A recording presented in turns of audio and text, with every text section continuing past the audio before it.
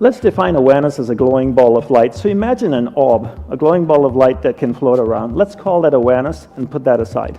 Now let's define the mind. Let's define the mind as a vast space with many different areas within it. One area of the mind is angry, hatred, jealousy, joy, happiness, sex, food, art, science, technology. And by using your willpower and your powers of concentration, you can actually take your awareness, this ball of light, to any area of the mind that you want to go to. And here's the most important part.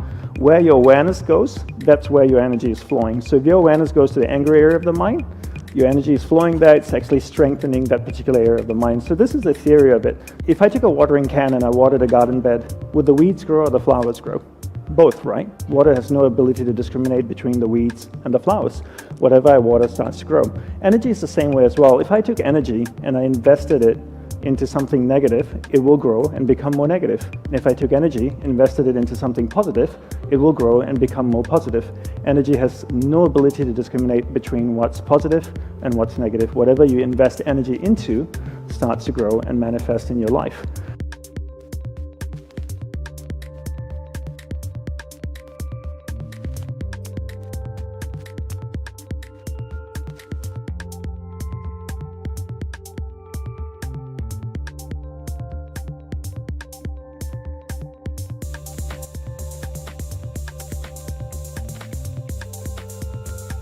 Let's define what concentration is. I define concentration as the ability to keep your awareness on one thing for an extended period of time. So if I can keep my awareness on this lady and hold it on her, I'm concentrating. If I allow my awareness, my ball of light, to move away, I'm getting distracted. I use my willpower and I bring my awareness back and I hold it on her. Being able to do that allows me to concentrate. Most people can't concentrate for two reasons, right? One is they've never been taught how to concentrate. Second is they never practice concentration. How many of you growing up here in school had classes on concentration every single day, the same way you had classes on geography, on math, and science? Anybody? I travel all around the world and I ask this question and nobody puts their hand up. How many of you, when you were growing up in school, were told to concentrate? Isn't that amazing? You get told to concentrate, but you never get taught how to do it. Right?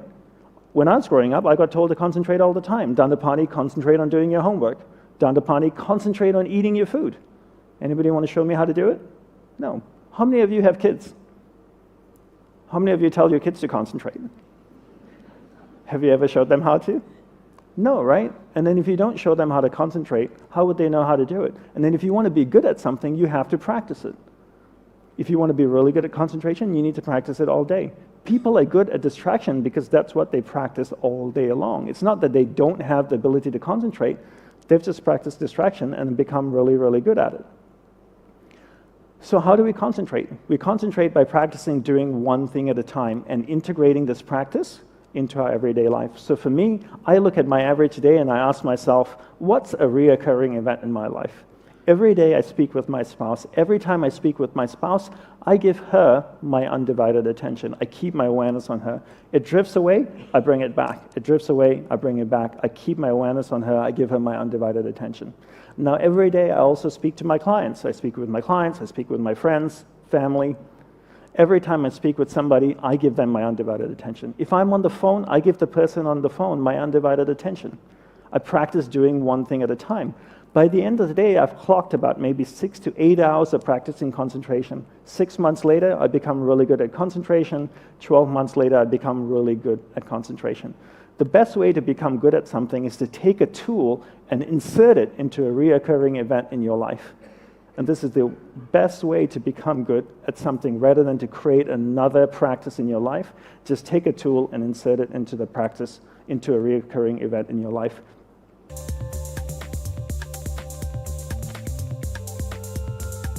The other thing we need to learn to develop is our willpower, right? Everybody is born with various levels of willpower, but one thing we never get taught to do is to actually develop willpower. And willpower is like a muscle. I call it a mental biceps. If I could draw biceps around my mind, that would be my willpower.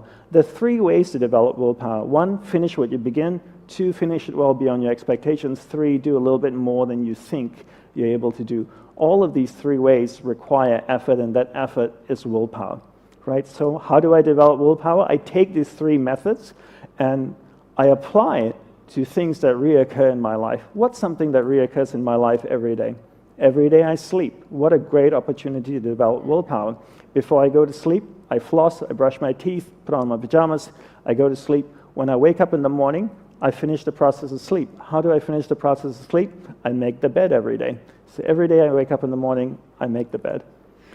What's something else that I do every day? Every day I have breakfast. If I have time to make breakfast, I have time to eat breakfast, then I have time to do the breakfast dish and put it away, right?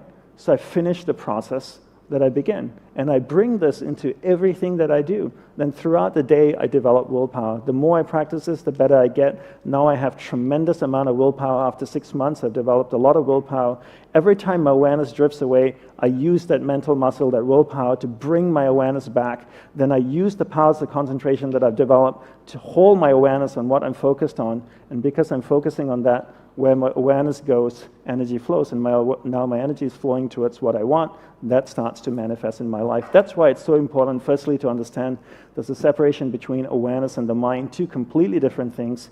You control where your awareness goes, you control where your energy is flowing, and you control what's manifesting in your life. And you use your powers of concentration and your willpower to hold your awareness on the priorities in your life.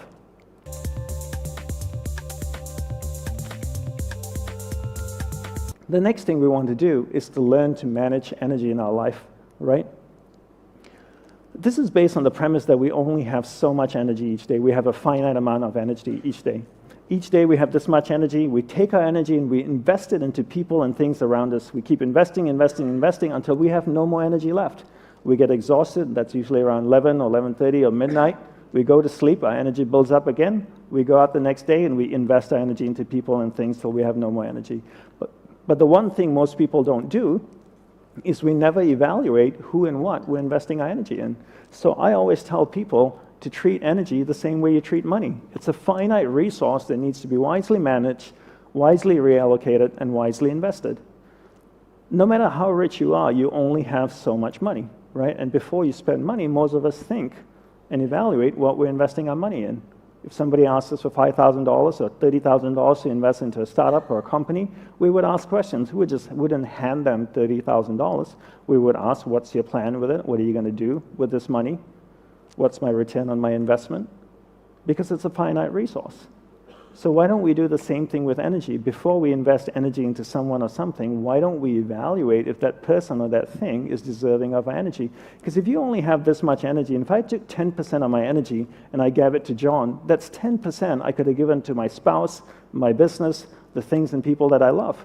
Remember the law of thermodynamics. Energy cannot be created or destroyed, but it can be transferred or transformed from one thing to another, right?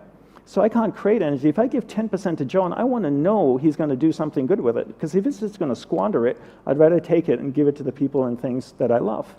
So why is it important to manage energy? For me, the greatest impetus for managing energy is death. Death is the greatest impetus for me to manage energy.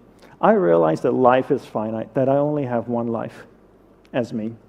And regardless of my beliefs, I know I have one existence as Dandapani. And what happens after death, I'm not quite sure. We all have different upbringings, different religious beliefs. Some people say when you die, you go to heaven or hell. Some people say when you die, it's game over. That's it. Nothing happens afterwards. Some people say when you die, you get reincarnated as a man or woman. And others say you get reincarnated as a man, woman, maybe an insect or an animal. But no one really knows. We have our beliefs and we hold strongly to them. But no one's ever died, gone to heaven, taken a selfie, come back, posted it on Instagram and said, look at me here in heaven, #pearlygates, right? So we don't quite know, but the one definitive thing is that we know we're going to die. And I know I have a finite amount of life. I don't believe life is short, but I do believe it's finite. And because my life is finite, I want to be extremely clear where to focus my energy. There's no point learning to concentrate if you don't know what to concentrate on. So along with learning concentration, it's really important to also learn what to focus on. One way to do this is to spend 5 minutes each morning reflecting on what your purpose of life is. Get to know yourself. Most people are happy to spend time with other people and things, but very few people actually make time to spend time with themselves. So when you wake up in the morning, take a shower, go to a quiet place in your house, sit down, and ask yourself, questions about you. What do you want in life? What's my purpose in life? Why am I here? What do I love? What am I passionate about?